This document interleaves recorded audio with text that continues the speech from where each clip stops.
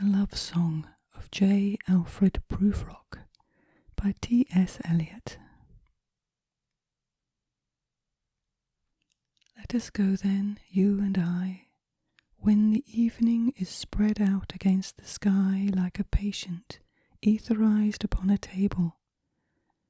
Let us go through certain half-deserted streets, the muttering retreats of restless nights in one-night cheap hotels, and sawdust restaurants with oyster shells, streets that follow like a tedious argument of insidious intent, to lead you to an overwhelming question. Oh, do not ask, what is it? Let us go and make our visit. In the room the women come and go, talking of Michelangelo. The yellow fog that rubs its back upon the window panes, the yellow smoke that rubs its muzzle on the window panes, licked its tongue into the corners of the evening, lingered upon the pools that stand in drains, let fall upon its back the soot that falls from chimneys, slipped by the terrace, made a sudden leap, and seeing that it was a soft October night, curled once about the house and fell asleep. And indeed there will be time for the yellow smoke that slides along the street, rubbing its back upon the window panes. There will be time. There will be time to prepare a face to meet the faces that you meet. There will be time to murder and create, and time for all the works and days of hands that lift and drop a question on your plate. Time for you and time for me, and time yet for 100 indecisions, and for 100 visions and revisions before the taking of a toast and tea. In the room the women come and go, talking of Michelangelo. And indeed there will be time to wonder, do I dare, and do I dare? Time to turn back and descend the stair, with a bald spot in the middle of my hair. They will say, how his hair is growing thin.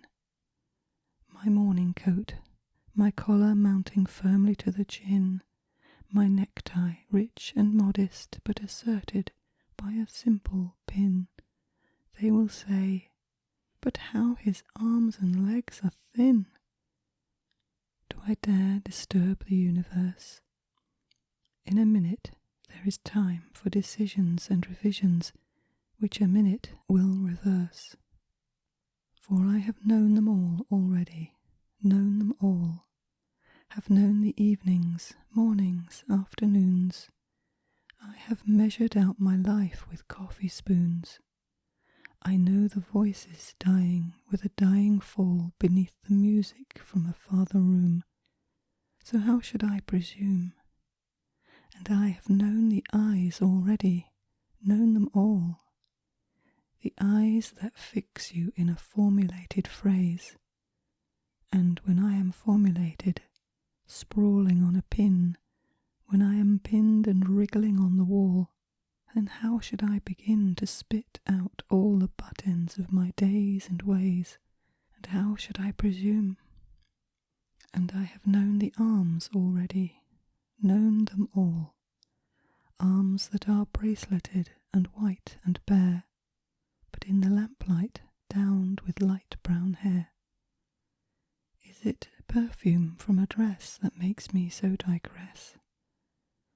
Arms that lie along a table or wrap about a shawl, and should I then presume, and how should I begin? Shall I say I have gone at dusk through narrow streets and watched the smoke that rises from the pipes of lonely men in shirt-sleeves leaning out of windows? I should have been a pair of ragged claws scuttling across the floors of silent seas. And the afternoon, the evening, sleeps so peacefully, smoothed by long fingers, asleep tired, or it malingers stretched on the floor here beside you and me. Should I, after tea and cakes and ices, have the strength to force the moment to its crisis? But though I have wept and fasted, wept and prayed, though I have seen my head, grown slightly bald, brought in upon a platter, I am no prophet, and here's no great matter. I have seen the moment of my greatness flicker, and I have seen the eternal footman hold my coat and snicker, and in short, I was afraid. And would it have been worth it after all? After the cups, the marmalade, the tea, among the porcelain, among some talk of you and me, would it have been worth while to have bitten off the matter with a smile? To have squeezed the universe into a ball, to roll it towards some overwhelming question, to say, I am Lazarus come from the dead, come back to tell you all, I shall tell you all, if one settling a pillow by her head should say, that is not what I meant at all, that's not it at all. And would it have been worth it after all? Would it have been worth while? After the sunsets and the dooryards and the sprinkled streets, after the novels, after the teacups, after the skirts that trail along the floor, and this and so much more, it is impossible to say just what I mean.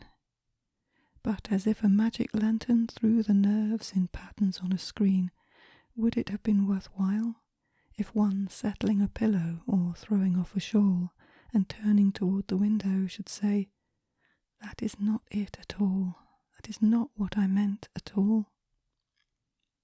No, I am not Prince Hamlet, nor was meant to be, am an attendant lord, one that will do to swell a progress, start a scene or two, advise the prince, no doubt, an easy tool, deferential, glad to be of use, politic, cautious and meticulous, full of high sentence, but a bit obtuse, at times indeed almost ridiculous, almost at times the fool.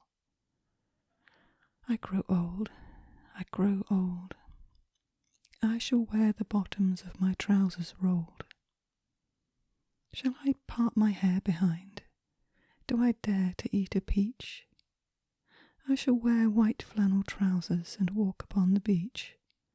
I have heard the mermaids singing, each to each. I do not think that they will sing to me.